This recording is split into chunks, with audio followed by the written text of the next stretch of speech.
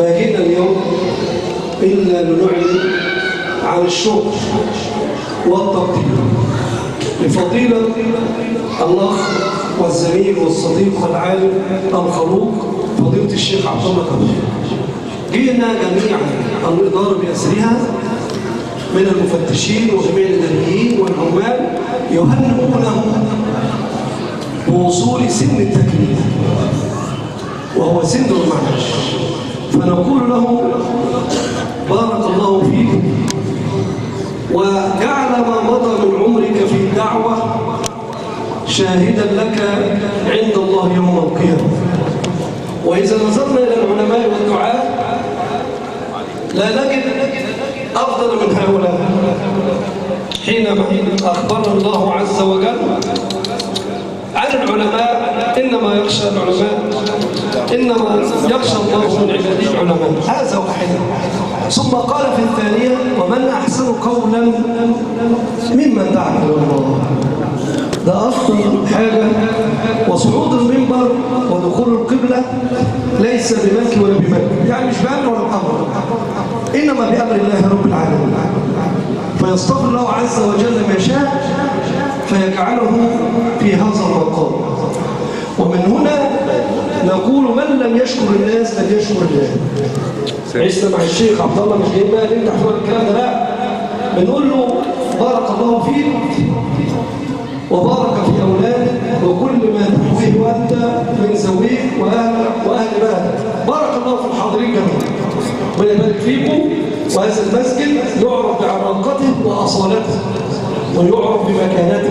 مسجد ابو مين معروف له مكانه كبيره جدا في قلوب الناس بتوع بلدان وفي قلب الاداره والمديريه في كل مكان. هذا الامام عمل في هذا المسجد منذ ان عين حتى خرج منه، دليل قاطع على حبه للدعوه وحبه لاهله وحب الاهل له. يعني مكث طيله 32 عاما في مسجد واحد يدعو الى الله.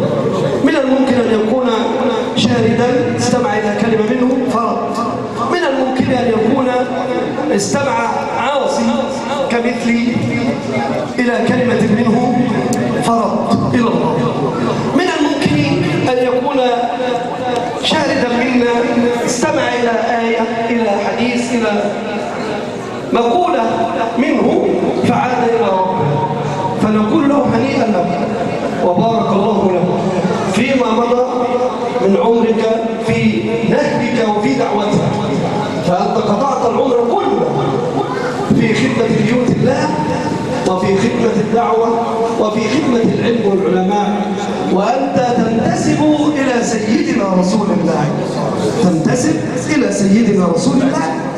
دعا بالدعوة فجاء الجنود والذين اصطفاهم الله واختصهم الله أن يكونوا نبراسا للكلمة في بيوته وعلى منبره وفي كل مكان. فهنيئا له أن الله عز وجل وفقه إلى أنهى هذه المرحلة المكلف بها من قبل دولته ومن قبل وزارته. ونسأل الله عز وجل أن يبارك فيه فيما بقى من عمره وأن يحسن له الختام عند رحيله من الدنيا ولقاء الرحمن. كلنا ذكر رجل انت وانا هتقول انت هتفاول على الراجل ما بقولش عليه، لا، والخطبه كلها كانت على الزمن والوقت. وانا اقول لكم طرفه صغيره كده حتى المشايخ بتوعنا يكتملوا بس، لان احنا عندنا برضه باقي المشايخ مصرين انهم يحضروا، واحنا تركنا والله ربنا يعلم الوفاه وغير الوفاه والمشاكل من اجل هذا الشخص الخلوق المحترم عنده اخلاق. فافضل شيء في الدنيا مش المال ولا المنصب ولا الاسم ولا الجاه ولا المكانه، لا ايه رب يعمل. افضل شيء في الدنيا لك اخلاقك انت ازاي.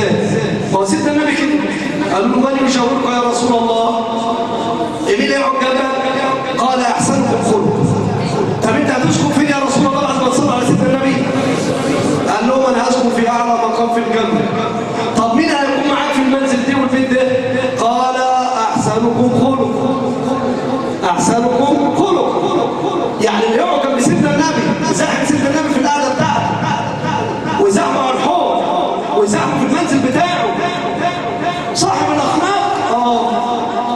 يبقى أنت تقول لا يا عم، لذلك ربنا زكاه بأنك على خلق عظيم، تزكيه من الله.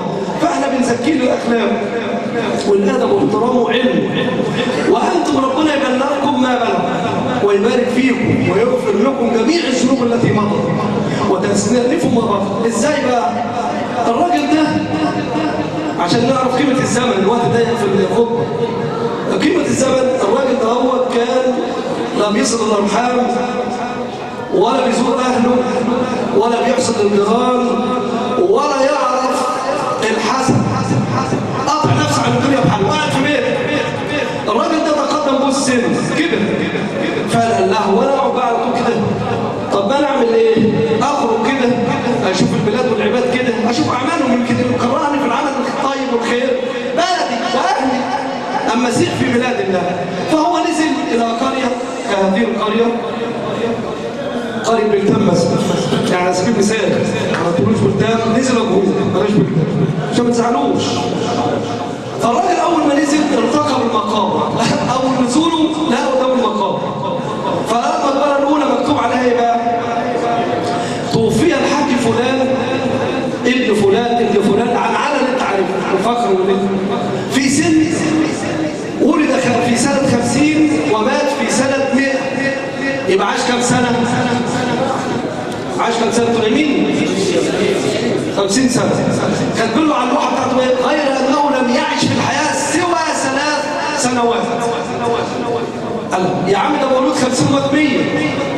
ومكتوب ازاي في اللوحة ان هو ما عاش الا 3 سنين. فقال سيبك من دي، في خربانة هنا.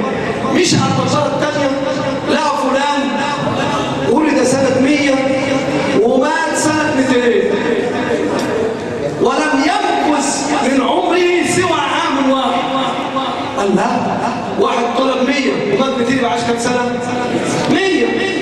ومكتوب على القبر ايه؟ سنة واحدة. قال ده الناس دي مجانين باين، ده باين ايه ده هم مش هم بيكتبوا اللوحات. المهم قال لما اروح لولي البلد، راح للعمر، قال له يا ولي البلد، قال نعم.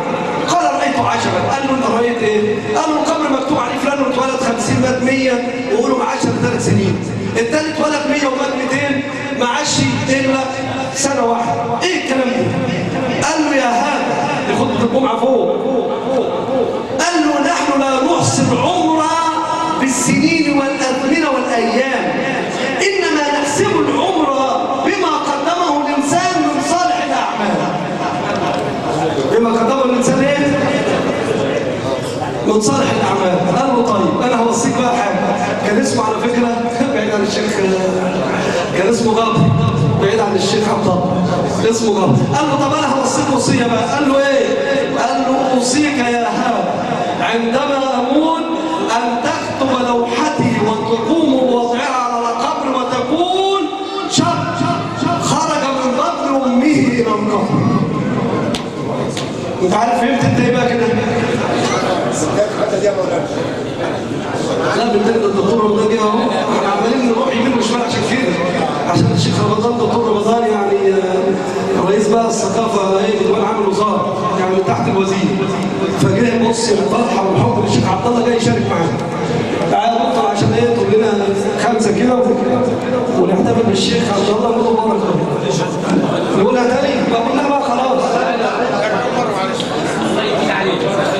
ماشي. الراجل اتولد 50 مات 100، فلا مكتوب على قبره لم يعش في الحياة كام؟ 3 سنوات. لا الثاني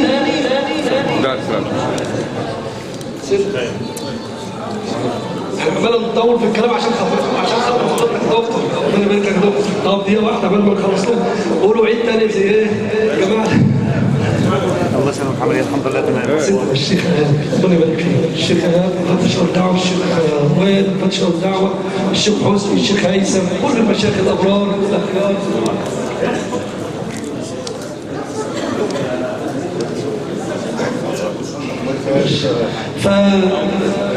فلا المقبره الثانيه مكتوب عليها واتولد سنه 100 ومات سنه 200، غير انه لم يعش في الحياه سوى عام واحد. فاتجنن، فرحنا الراجل خلصنا.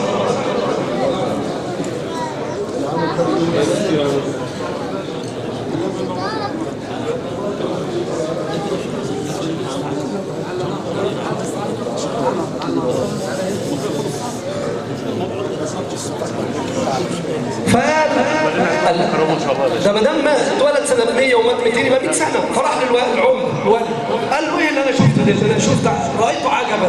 قال له العجب ايه؟ قال له فلان اتولد 50 مات 100 وما عاش في الحاله 3 سنين، والثالث اتولد سنه 100 ومات سنه 200 ما عاش الا سنه واحده. ايه ده؟ قال له يا هذا نحن لا نعد ولا نحسب العمر بالثمن والايام، انما نقوم بحسبه وعده بصالح الاعمال. يبقى اللي مات الاولاد 3 سنين ما عملش خير في الدنيا الا 3 سنين بس. صدر واحد واحسن الجوار واستغفر ربه وعدل ربه. الثاني اللي عاش 100 سنه ما عملش خير الا عام واحد. فانما تحسب بالاعمال الصالحه للانسان. احنا بنبارك من هذا الشيخ عبد الله ومعانا الدكتور رمضان، ربنا يبارك له، ولازم نسمع منه زيتين او 3. هو دايما يشاركنا في المحافل وربنا يبارك لنا فيه ويصلح ذاته من الاخلاق، اصحاب الاخلاق والعلم لهم مكانه في العلم والاخلاق. اتفضل يا دكتور رمضان سمعنا ولو قليل دقيقتين 3 معلش.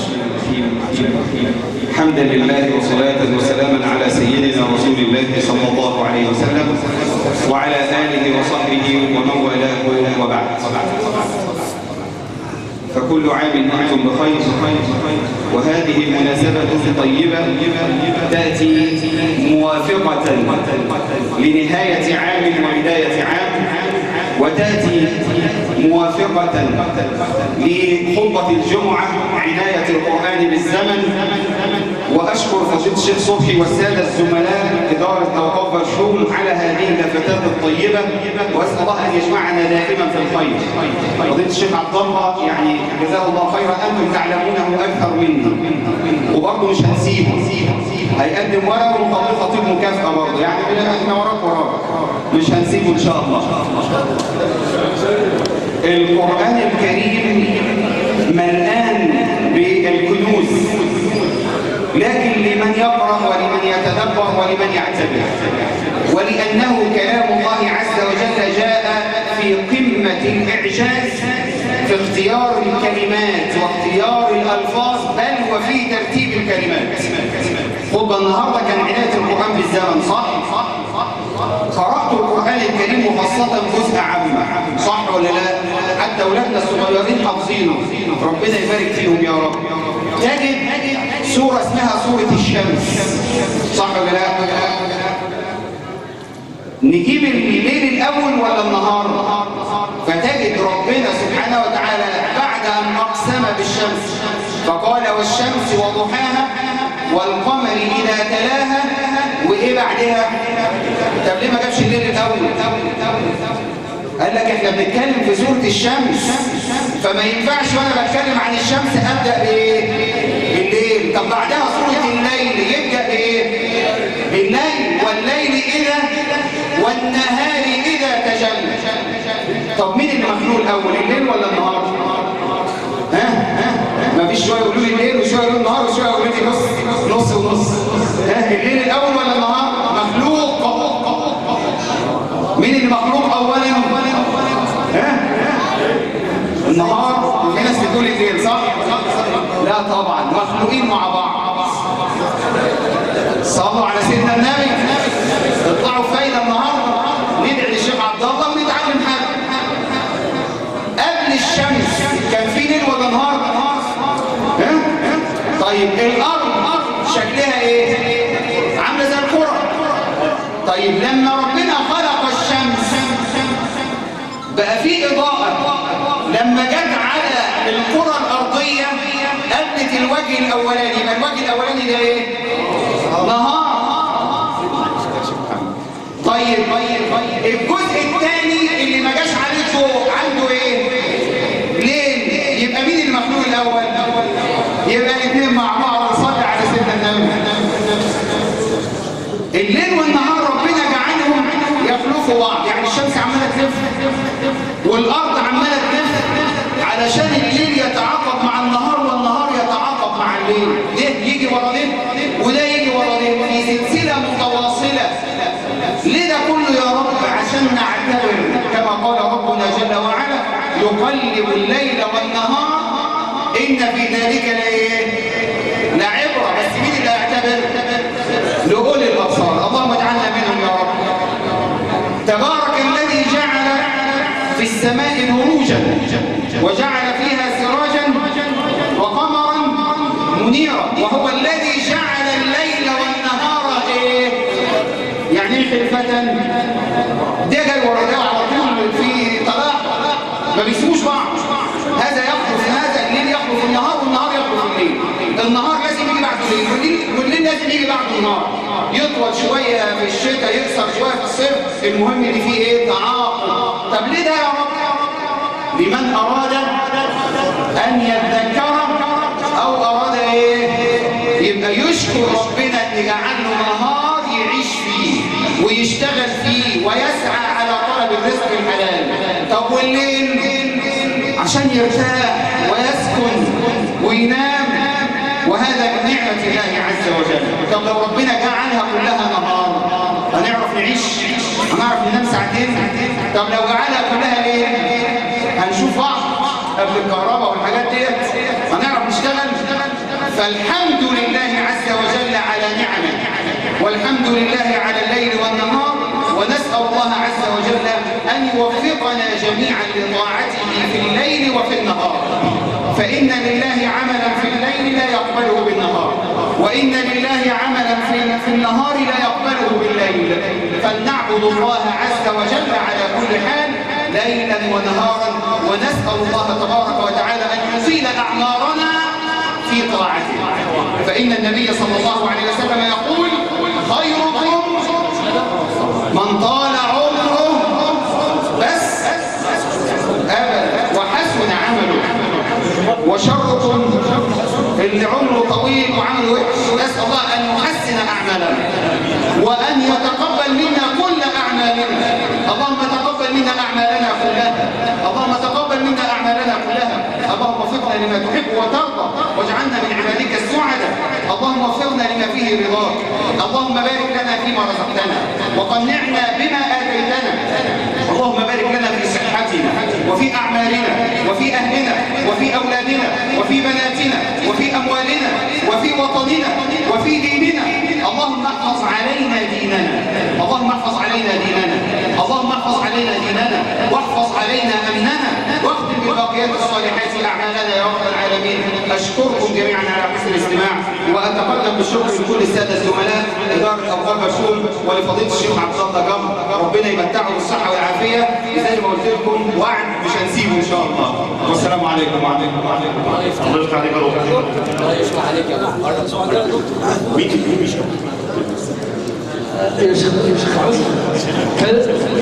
كلمة الآن مع أحد رواد المسجد الخطبين يعني لنا كلمتين الشيخ عبد الله. حاج سمير فوزي، الاستاذ سمير فوزي مهندس هيقول كلمه عشان رواد المسجد، وبعد الاستاذ سمير ان شاء الله هنكرم الشيخ عبد الله عشان نسمع بقى كروان النساء الشيخ محمد ابو سعيد. اتفضل يا حسين. الحمد لله الذي رضي من عباده بالكثير من العمل وتجاوز لهم عن الكثير من الزلل، وأفاض عليهم النعمة وكتب على نفسه الرحمة، وضمن الكتاب الذي كتبه أن رحمته سبقت غضبه. دعا عباده إلى دار السلام فعمهم بالدعوة حجة منه عليكم وعدلا، وخص بالهداية والتوفيق من شاء نعمة ومنة وفضلا، فهذا عدله وحكمته وهو العليم الحكيم، وذلك فضله يؤتيه من يشاء والله بالفضل العظيم. ونحن في هذا اليوم نكرم إماما ذو خلق حسن، وهو الشيخ عبد الخالق جمر. مكث معنا في مسجد سيدي أبو جميل منذ تعيينه بوزارة الأوقاف حتى اليوم، وهو عيد ميلاده 60. نقول له عيد ميلاد سعيد وعمر مديد وعمل متقبل سديد في طاعة العزيز الحميد. ونشكر له كل هذه الفترة أن بلغ عن الحق مراد الخلق على نهج النبي صلى الله عليه وسلم، إن شاء الله في رواد المسجد عاملين هدية بسيطة يقدمها معالي وكيل وزير السياحة الحاج. طيب خلاص نأجل بس عشان الحاج حمدي مرتبط، معلش عشان مرتبط بالموعد. اتفضل.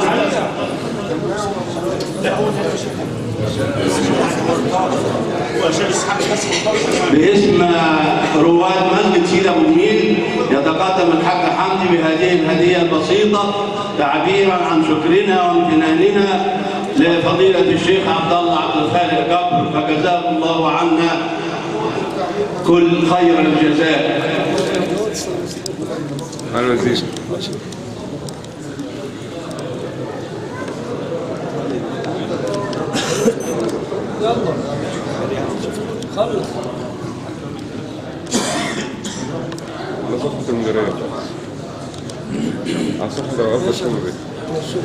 ربنا يكرمك يا شيخ عبد الله يا غالي يا غالي. شكرا للساده الحضور، شكرا لفضيله الشيخ صبحي علوان مدير عام اداره منشوم، شكرا على حضور الساده المفتشين الاجلاء، شكرا لكل من حضر من بلتان ومن اجوار بلتان، والسلام عليكم ورحمه الله وبركاته. بنشكر الجماعه كلهم اللي شرفونا، وعلى راسهم فضيله الشيخ صبحي علوان مدير اداره ابو الشوم، والدكتور رمضان عفيفي معالي الوزير المنتظر ان شاء الله. نشكر الجماعه اللي شرفونا كلهم، ومع كروان الاذاعه بقى الشيخ محمد ابو سريع، ومعلش ما تمشوش عشان هنكرم الشيخ عبد الله هيئم بلتان واداره ابو الشوم هنكرمه بعد الشيخ محمد ابو سريع ان شاء الله.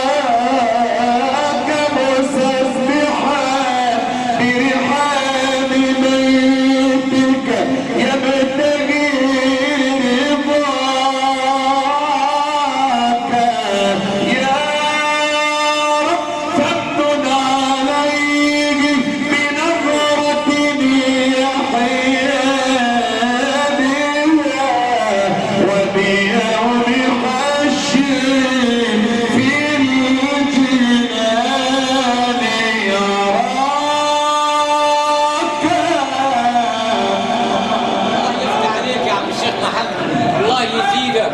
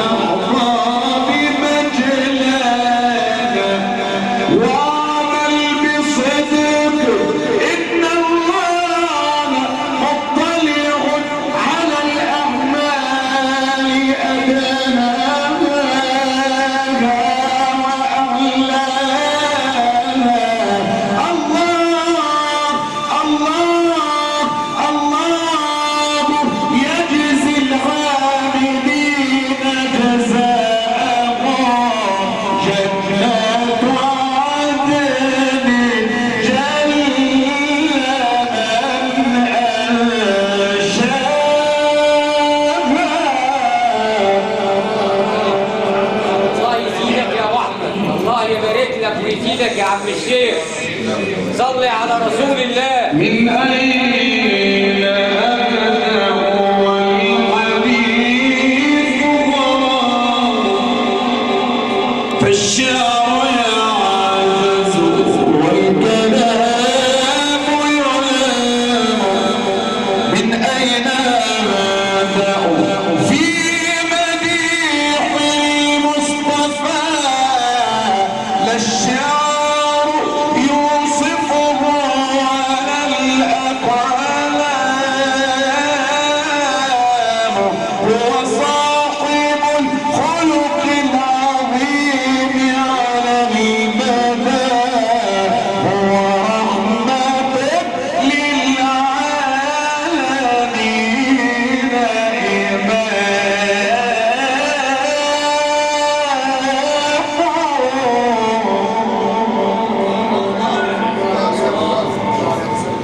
سيدي يا رسول الله يا عليك صلى الله هو صاحب الخلق العظيم على البلاء هو رحمة للعالمين إمام ماذا نقول عن الحال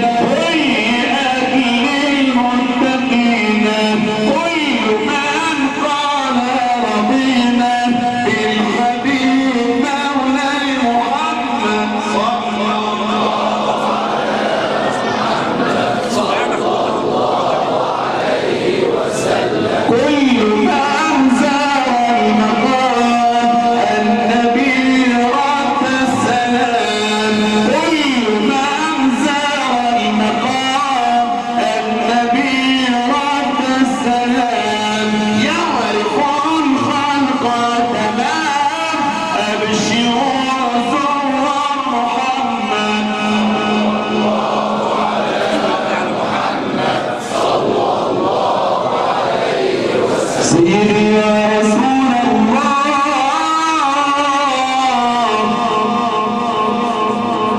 يا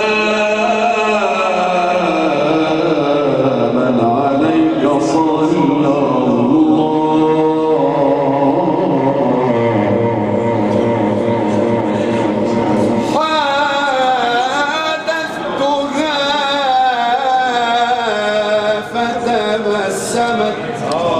فرمى الفؤاد بحبها يبغي وصالا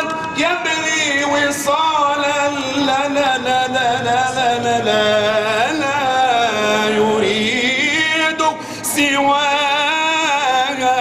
هلا عرفتم من تكون حبيبتي ومن التي لبث الفؤاد رداها.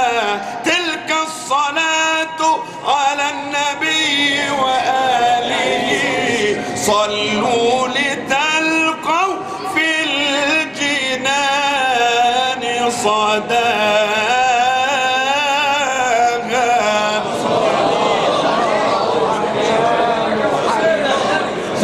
سيدي يا رسول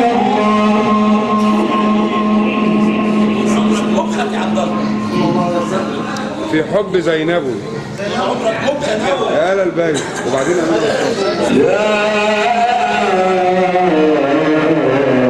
عليك صلى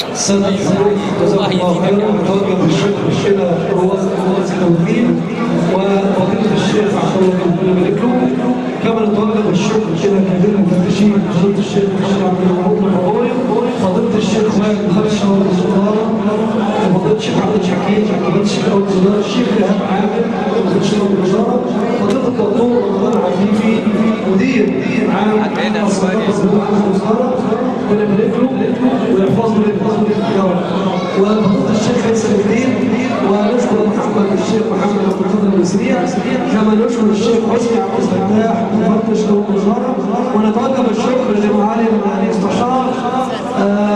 استشارنا الخروف المحترم سامح مسعد زوج زين جاي يشارك الشيخ عبد الله حكم في العلماء، ربنا يبارك فيه. والان مع تقديم هذه الاداره الى يمنع الاداره وانتاج فضيله الشيخ عبد الله احمد ابو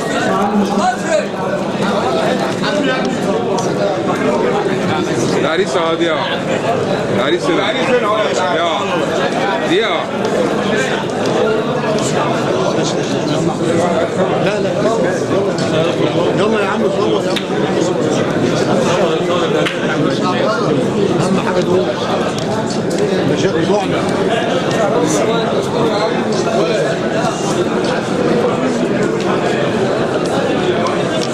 انا بشوف الاولاد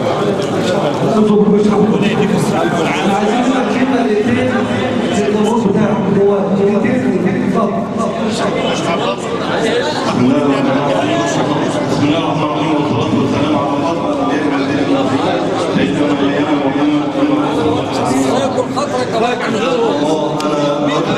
سيدنا احمد فضيلة الشيخ صبحي والضيوف لهم دكتور رمضان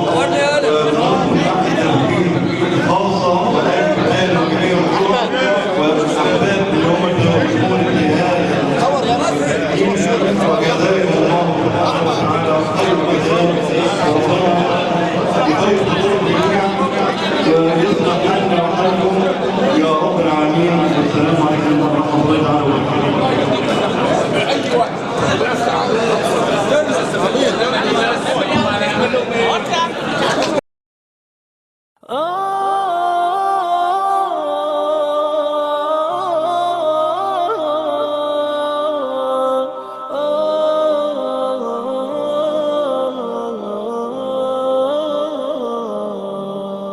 يا حامل القرآن قد خصك الرحمن بالفضل والتيجان والروح والريحان.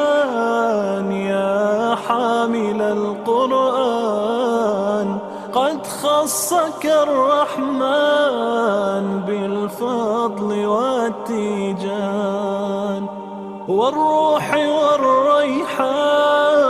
يا دائم الترتيل للذكر والتنزيل، بشراك يوم رحيل ستفوز بالغفران. يا قارئ الآيات في الجمع والخلوات، تزهو بك السماوات وتنتشي الأكوان. يا حامل القرآن يا حامل القرآن.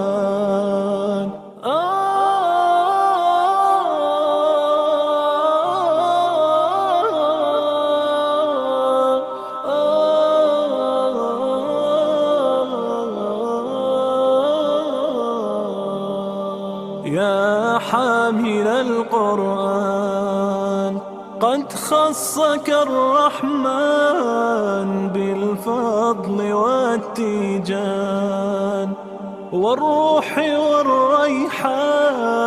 يا حامل القرآن قد خصك الرحمن بالفضل والتيجان والروح والريحان. يا دائم الترتيل للذكر والتنزيل، بشراك يوم رحيل ستفوز بالغفران يا قارئ الآيات في الجمع والخلوات تزهو بك السماوات وتنتشي الأكوان يا حامل القرآن يا حامل القرآن يا حامل القرآن. قل معي: إلا صلاتي ما أخليها هي حياتي ودنيتي فيها. إلا صلاتي ما أخليها هي حياتي ودنيتي فيها. إلا صلاتي ما أخليها هي حياتي دنيتي فيها. وعد أصلي فرضي بوقتها وصيتك لا ماني ناسيها.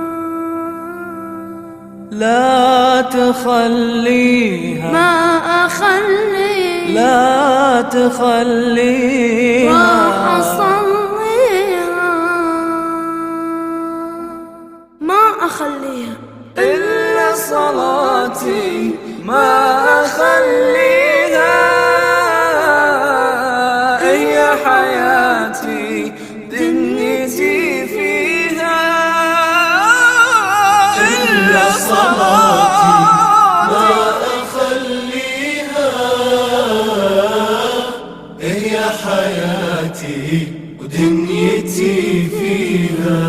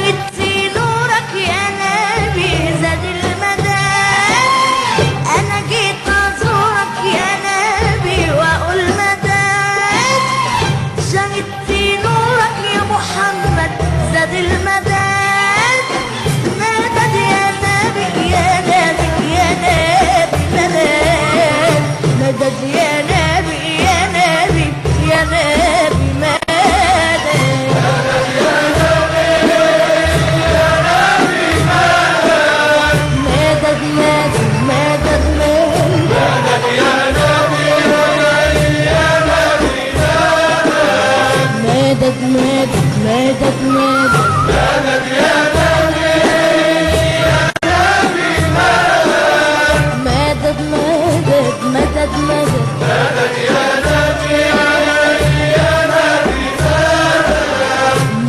مدد مدد مدد مدد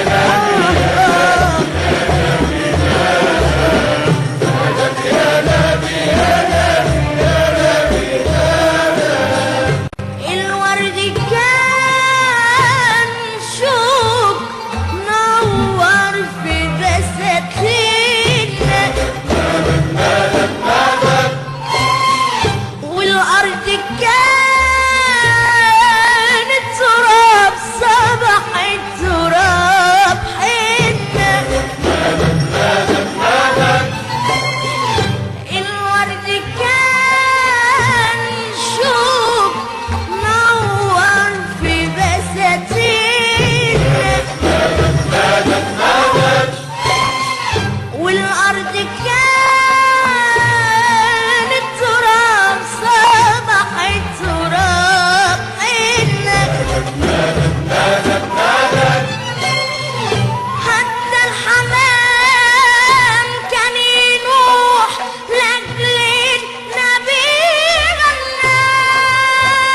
غنان قلت الحمام الحمى خد من دموعي شهود وانا جيت ازورك يا نبي واقول مدام سجدت نورك يا محمد زاد المدام انا جيت ازورك يا نبي واقول مدام سجدت نورك يا نبي زاد المدام مدد يا نبي يا نبي يا نبي مدد يا نبي يا نبي يا نبي مدد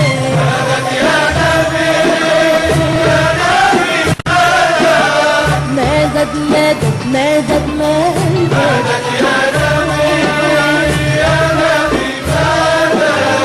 مدد مدد مدد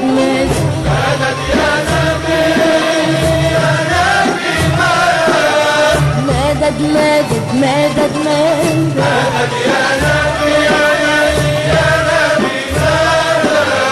مدد مدد مدد مدد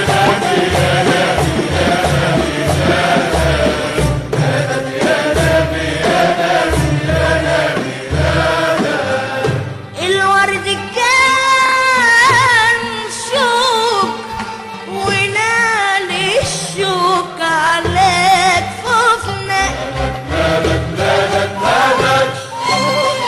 علشان مديح النبي عطر شفايفنا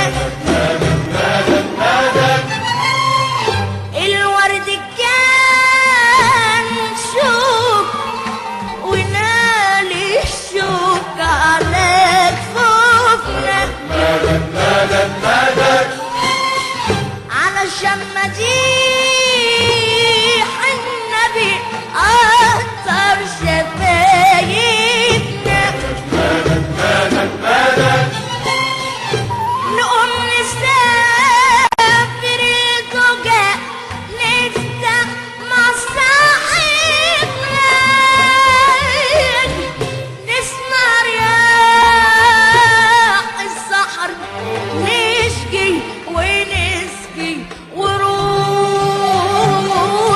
وانا جيت ازورك يا نبي واقول مدام شجدت نورك يا نبي زاد المدام انا جيت ازورك يا نبي واقول مدام شجدت نورك يا محمد زاد المدام مدد يا نبي يا نبي يا نبي مدد يا نبي يا نبي يا نبي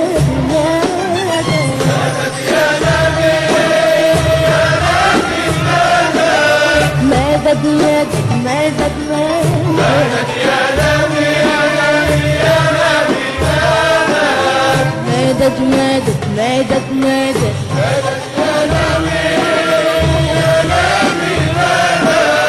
مدد مدد مدد مدد يا نبي يا نبي مدد مدد مدد مدد